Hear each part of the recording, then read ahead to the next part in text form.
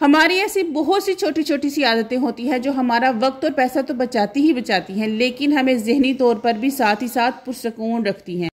Time to time ना हम अपने घर को ऑर्गेनाइज करने के लिए ना डिफरेंट तरह की चीज़ें खरीदते रहते हैं, और कभी कभार तो हम ऐसी चीज़ें खरीद लेते हैं जिसकी हमें बिल्कुल ज़रूरत नहीं होती, या वो चीज़ बाद में चाहे तो इस्तेमाल में हो ही ना, इस्तेमाल में आए ही ना। बस ये है कि हम लोग किसी के रेफरेंस में आके, किसी के इन्फ्लुएंस में आके, किसी के घर कोई चीज़ देखकर बस हम लोग क्या करती हैं कि उस चीज़ को ले आती हैं, और बाद में हमारे लिए वो चीज़ जो है वो परेशानी बन जाती है, सर दर्द बन जाता है कि इसको अब हमने कैसे संभालना है, इस चीज को हमने किधर रखना है।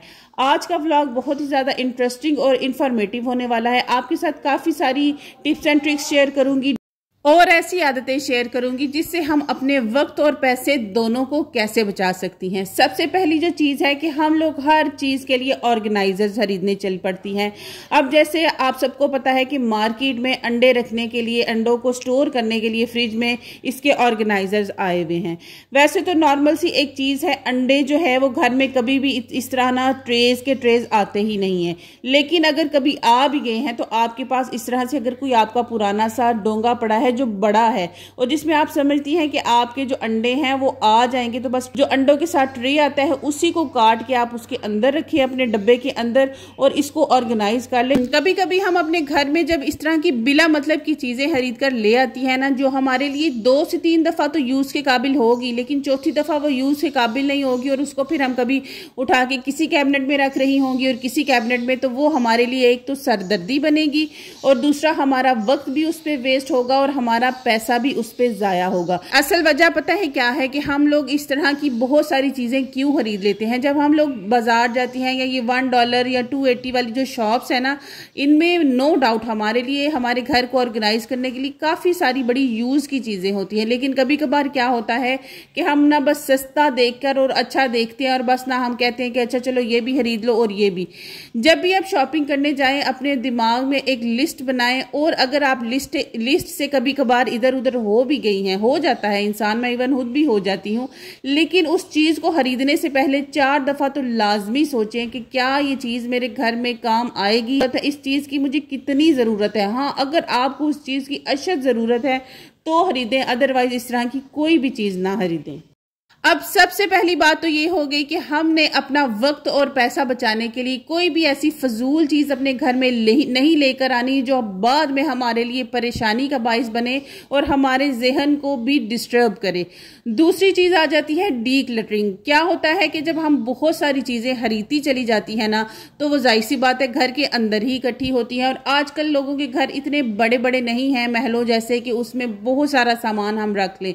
किचन भी बिल्कुल छोटे छोटे से होते हैं, और इन छोटे छोटे किचन में जब हमने ढेरों ढेर चीजें रखी हुई होती है ना, तो उनको फिर ऑर्गेनाइज करना भी मुश्किल हो जाता है। इसलिए टाइम टू टाइम चीजों को डी क्लटर करती रहा करें। चाहे आपके पास कोई पुराने डोंगे पड़े हैं जो कि टूटे हुए हैं, जिनके ढक्कन गायब हुए हुए हैं, और आपने रखे हुए हैं कि चलो जी इनको फ्रिज में रख लेंगे, या कुछ भी इस तरह की चीजें, उनको निकालें, उनको अपने किचन में से उठा के बाहर फेंक दें। आप देखिएगा आपको कितना ज्यादा जहनी सुकून होगा। आप डी क्लटरिंग करना स्टार्ट करें, यकीन करें आपको लगेगा घर में हर चीज ही फजूल है। मैं तो अपने घर में महीने में 1 दफा चीजों को लाजमी डी क्लटर करती हूँ, चाहे वो बच्चों की अलमारी हो, मेरी अलमारी में कपड़े हो, किचन हो, बाथरूम हो, इवन फ्रिज को तो मैं हफ्ते में 2 दफा डी क्लटर करती हूँ।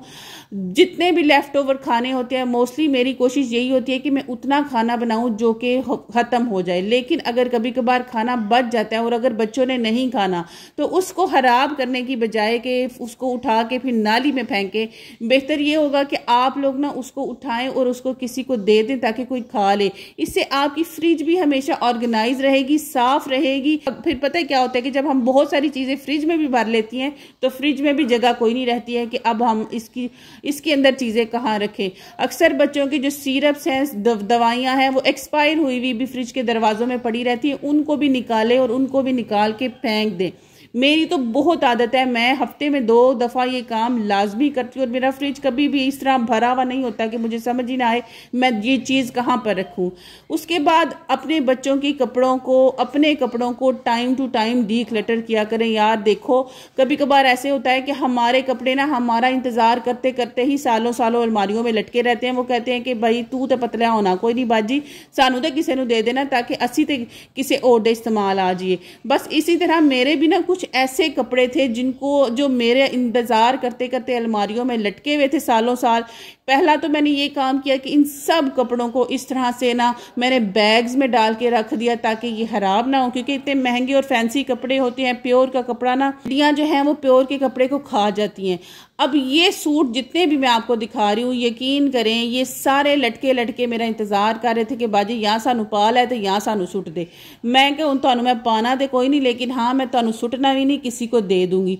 दोस्तों ये ऐसे कपड़े होते हैं जो हम लोगों ने ना सिर्फ 2 से 3 घंटे के लिए पहने होते हैं, फैंसी सूट्स, क्योंकि ये तो किसी फंक्शन पर या किसी जगह पर जाने के लिए ही यूज होते हैं। ये जो मैंने पिंक सूट आपको सबसे पहले दिखाया, आप यकीन कीजिएगा मेरी ये शादी की साड़ी थी जिसको मैंने फिर बाद में अपनी कमीज में कन्वर्ट किया और उसके बाद अब ये ऐसे ही अलमारी में लटकी हुई है। ये लहंगा मैंने बनवाया था किसी फंक्शन के लिए, ये कलियों वाली फ्रॉक मैंने खुद सी थी।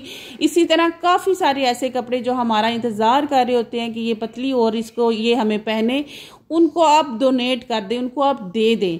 आप पतली होंगी ना तो रब आपको और देगा इंशाल्लाह, और आप और अपने लिए कपड़े बना लेंगी। वो पुराने कपड़े वैसे भी हम लोग पहनती कोई नहीं है, बस दिल की तसल्ली के लिए अलमारियों में लटका के रखे हुए होते हैं कि मेरे पास इतने कपड़े हैं। और अभी डीक्लटरिंग करने का सबसे बड़ा फ़ायदा पता है क्या है? एक तो शादियों का सीज़न है, लोगों को कपड़ों की ना फैंसी की ज़रूरत होती है, और हमेशा अपने इर्द गिर्द नज़र रखा करें। ऐसे लोग अपनी नज़र में ज़रूर रखा करें जो इस तरह के कपड़े नहीं बनवा सकते, नहीं अफोर्ड कर सकते।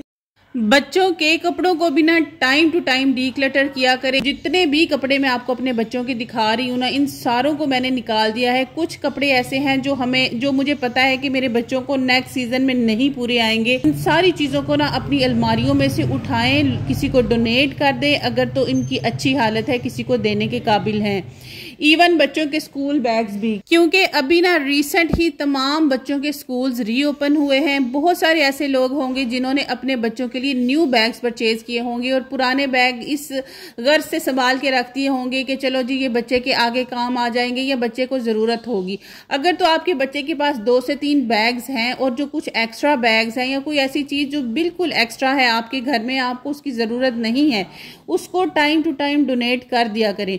तीसरी बहुत ही ज़्यादा इंपॉर्टेंट चीज़ जो हमारे वक्त को तो बचाती ही बचाती है, हमारे पैसे को भी बचाती है, और बाद में जो हम वक्त और पैसा ज़ाया करते हैं उसके बाद जो हमें जहनी टेंशन मिलती है उससे भी वो बचाती हैं। हम लोग क्या करते हैं कि लोगों के रेफरेंस में आके, रिकमेंडेशंस में आकर, किसी इन्फ्लुएंसर की रिकमेंडेशन पर आकर हम लोग कोई कपड़ा, जूता या फिर हम कोई खास तौर पे स्किन केयर की कोई ऐसी चीज़ें खरीद लेती हैं जो बाद में हमें बिल्कुल ज़रूरत नहीं होती, बस किसी की रिकमेंडेशन पर और उसके डिस्काउंट कोड को यूज़ करके हम लोग क्या करती हैं कि वो मंगवा लेती हैं। सबसे पहले ना इंस्टाग्राम पे अगर आप यूज़ करती हैं ना तो जितने ज़्यादा हो सकते हैं ना ये ब्रांड्स, उसको अवॉइड करें, उनको फॉलो करना अवॉइड करें। ठीक है, कभी कभी सेल्स वगैरह जब वो लगाते हैं ना तो वो वैसे ही इतने एड कैंपेन्स चला देते हैं कि हमें पता चल जाता है कि किसी ब्रांड के ऊपर सेल लगने वाली है। लेकिन हम जितना इन ब्रांड्स को फॉलो करेंगी, हम लोग कपड़े देखती रहेंगी और हम इन चीज़ों को देखेंगी और इनको मंगवाती रहेंगी, बाद में हमारी एनर्जी भी वेस्ट, हमारा टाइम भी वेस्ट, हमारा जो पैसा है वो भी ज़ाया होता है।